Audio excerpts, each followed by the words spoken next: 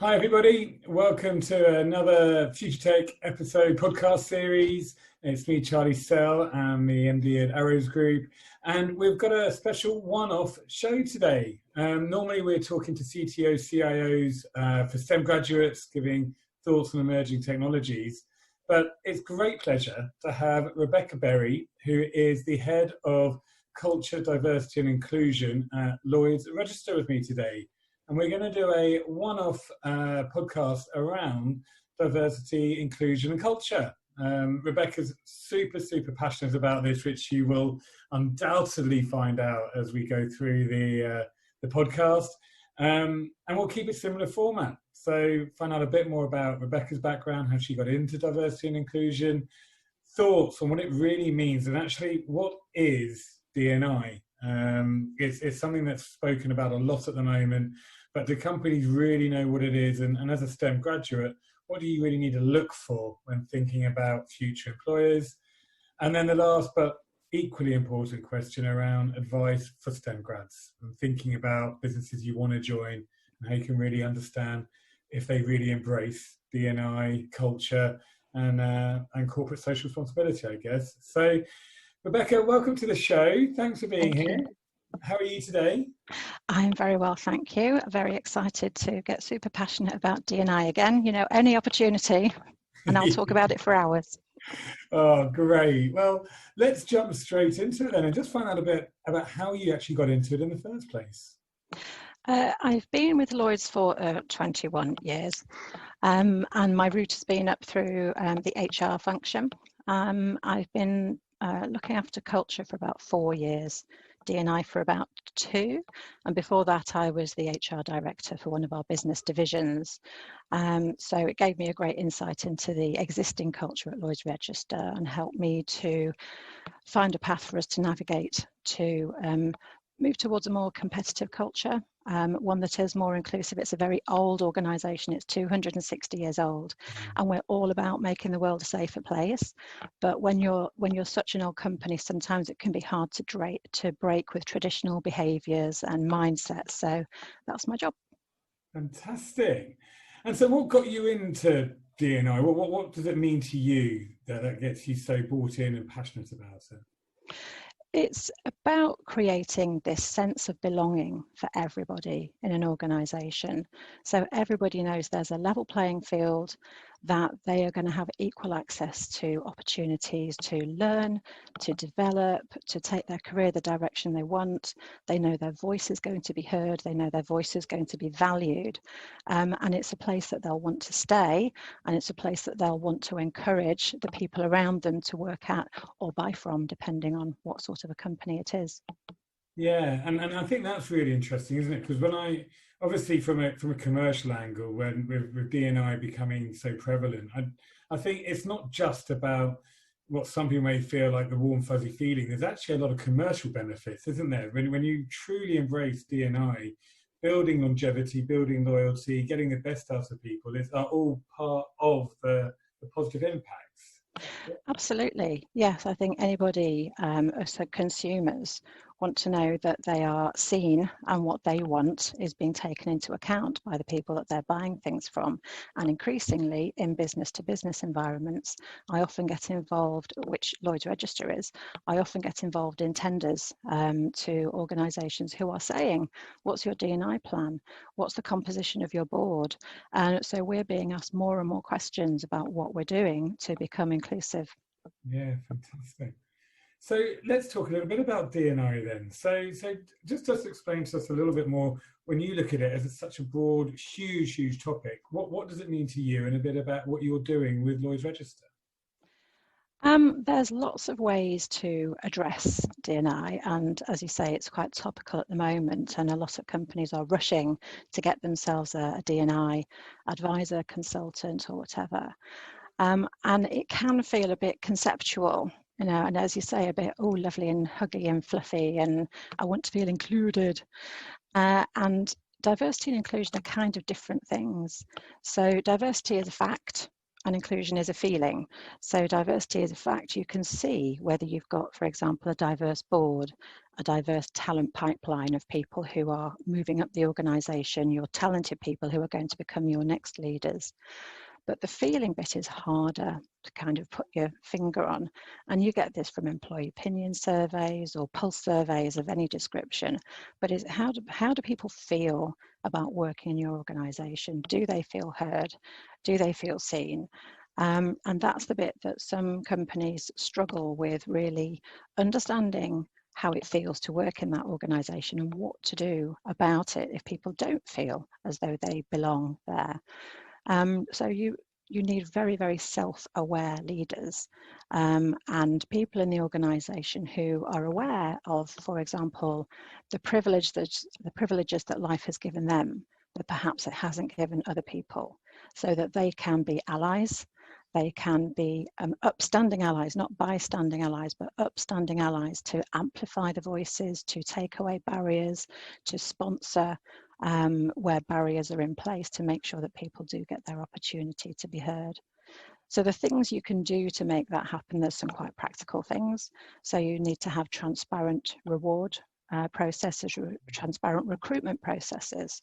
So knowing, for example, what's the composition of people who might be interested in a vacancy that you have? And then does that drop off as you go up? So what's the composition of the people who get screened and put forward in a long list, a short list, who's interviewed, who's hired? So it's just understanding your touch points. It can be very, very data driven to understand how inclusive you are. And then once you're in an organisation, it's about the recruitment, the promotion processes, the development processes. So does everybody have equal access to exciting projects, to opportunities to raise their profile, develop their skills? Or is it the leaders going, oh yeah, I like that person, I think I'm going to give them this opportunity? Mentoring can be enormously helpful in this. So mentoring is one of the things, I'll talk about two other things, but mentoring is one of the things that over the last 10 or 15 years as D&I has become a bigger thing in organisations. Mentoring can help people get that profile. Somebody who does have privilege and a voice pushing somebody else forward, or a number of people forward saying, you guys are great and I want you to be able to move on in the organisation. You often hear about unconscious bias training. And that's one of the things that organisations think, yes, I can do that. It's a practical thing you can do, and you can tick that box and say, we've trained everybody in their unconscious bias. Unconscious bias training is about helping people to understand where their privilege or the environment that they've grown up in might mean that they are biased towards certain types of people, certain, well, for example, gender or skin colour or religion, or whether or not somebody is able-bodied. And understanding your bias can help you to relate better, to build great relationships. But it can backfire. So if you do unconscious bias training, sometimes people will go, right, I've had unconscious bias training and I still want to hire that person that looks like me, but you know, it's a conscious decision, so not biased, right? And there are studies that show that some companies have gone backwards in their composition after doing unconscious bias training, because people are still making decisions, but they're going, no, I'm making a rational decision based on what I know. So another thing that gets results is having a task force in place, a diversity and inclusion task force. And that's when you have your D&I plan, you have your metrics in place, you know, are you tracking your recruitment process? Are you tracking your talent pipeline? Are you looking at where the hotspots might be? Are you looking at your gender pay gap reward, looking at your reward processes? Are your salary ranges transparent? All of that, and you'll have some metrics around it. And you have a task force who's there really to hold the company's feet to the flames. Say, are you walking the talk? Are you doing this? Or is this all, the word at the moment is this all performative? Are you just saying stuff and not actually doing it? So those are all the practical things that happen around D&I. The inclusion bit really comes from having amazing managers who are self-aware and who are vested in their people being the best them they can be. So they're coaching, they are not assuming things, they are helping them to feel valued and seen. So there's practical things you can do, but also it's about the mindset, it's about the what managers bring to the party. Yeah. And that's, I mean, and as you said, diversity and inclusion being two quite different things, diversity of facts and inclusion of feeling. Have you seen places, or maybe even Lloyd's Register, where people have got it really right or where people have got it really wrong? I've seen lots of places where people have got it really wrong with the best of intentions, because often things that you put in place, targets, for example, there's often big debates about quotas and targets and should you have them. They can drive the wrong behaviours. So, for example, in Italy, you have to have a quota of, I think it's 7% of your workforce has to be registered as having a disability, but it drives the wrong behaviours. So somebody will come in for an interview and the interviewer might go, oh, you've got a bit of a limp there. If you registered that as a disability, rather than it having the intent, meeting its intent. I think the companies that get it right tend to be the smaller ones, the ones where it is still possible to have that sort of family feeling. I think the bigger the company gets, the harder it is for people to feel included and valued. Not impossible by any stretch of the imagination, but so that I would say smaller ones probably find it easier to create that inclusive environment. Yeah. And if we go back a little bit, you mentioned and obviously around the recruitment process, around quotas changing as you go through that process. So you may start with quite a diversified pool, but is there a trend that it actually gets more and more undiversified, I guess, towards the end? Do you have a theory, or do you have a view? Because something we talk about is sort of techniques like blind interviewing, for example. So being able, suggesting that certain groups should interview without knowing maybe the full name or the type of education background. Have you seen any methods when graduates are either thinking about what they're being asked to do, or even for me as a recruitment owner, what's the best recruitment strategies do you think that would help make it more?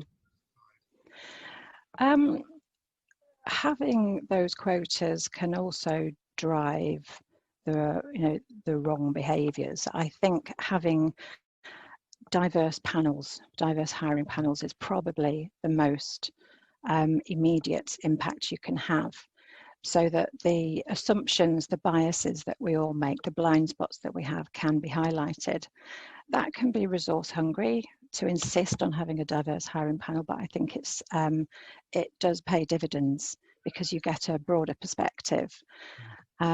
So yeah, I think having an oversight on all of these touch points in the recruitment process, and if you can then notice, like, that's interesting, we got more, we had 50% of women looked at this, but all of them dropped out. Is it something to do with our language? So a lot of companies are really mindful of the language they use when they're recruiting in the adverts, so they don't use very macho words like driving and aggressive, and which will really speak to some people but really put other people off. And also mindful that in general, I think it's something like 90% of men will apply for a job if they think they can do 60% of it, and it's the other way around for women. Women look for more things that they can tick before they will apply for a job, and men are far more likely to say, well, I'll give it a go. So it's being mindful of that as well. So encouraging the people that might not apply for a job to put their hat in the ring. And again, that's where personal knowledge comes in. It's where having your mentoring schemes and your talent pipeline comes in, so you know who your future talent is and the people you want to see putting themselves forward for these jobs. Yeah. No, again, I think that's a really, really interesting fact, that it's about also supporting and promoting people in different groups, rather than just presuming that as long as we advertise it fairly, it will get the same uptake. I think there's an education piece across all layers, and something that's quite close to my heart. We look a lot at technology. It's traditionally been quite a male-dominated profession, and what's been lovely is over the last 10 years, STEM has been taken up by more and more women each year, and Yeah. that's a lovely thing, because that really does need to be diversified. Mm-hmm. I think the challenge, though, as you sort of mentioned, is when you then get to that graduate level and you're looking for your jobs, how do you separate yourself? How do you make sure that you're not just a tick box, that actually there is a fair playing field and that you are going for the right job? There's lots of things that you can do to do your homework beforehand. Easy stuff is to look on the website of the company that you're interested in and look at their board, look at their leadership team, and look for diversity there. Look at their gender pay gap report. I know that it's only in the UK that you have to report, but see, is that improving? And what commentary have they got around it? What are they actually doing to improve the gender pay gap? Have a look on Glassdoor. There's a specific category on Glassdoor about culture and values. Have a look at the comments people are making about working there and whether it's anything related to inclusion. And if you're interested enough to talk, if you just see a sea of white faces looking at you from a board website page, doesn't mean that all is lost. If you've got a friendly recruiter, and obviously at Arrows Group, they're all friendly recruiters, you can ask them to dig a bit for you. You can ask them to, what is their talent pipeline like? Is it more diverse? When do they expect to see that diversity improve? As somebody coming in, could you expect to be part of a mentoring scheme? Do they have reverse mentoring? This is something that has mixed results, but are the leadership of the company wanting to listen and learn from people coming into the company? So does mentoring go two ways? You could also ask if they have affinity groups, or ERGs they're sometimes called. These are groups of colleagues who identify with a particular characteristic of a group that perhaps may find more barriers than others. So examples are women in leadership, LGBTQ, BAME or BIPOC, something like that. And they tend to be networks where, as well as the people who identify with that characteristic or others, people might have many.